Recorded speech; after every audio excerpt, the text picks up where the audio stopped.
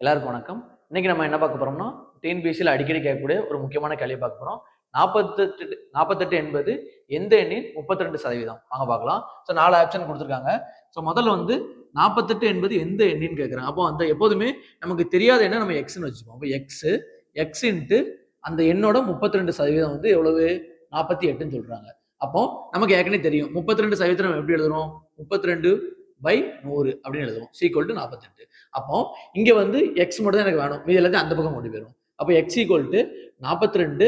இந்த வகுத்தல் வந்து பெருக்கலா வரும், பெருக்கல் வந்து வகுத்தலா வந்துடும். அப்போ 8வது வேப்பாடு அடி இருப்போம். 4 8 32, 6 8 48. அப்போ ஒரு நாள் 4, 7 நாள் 8, மீதி 2, அப்போ 25 நாளா 100.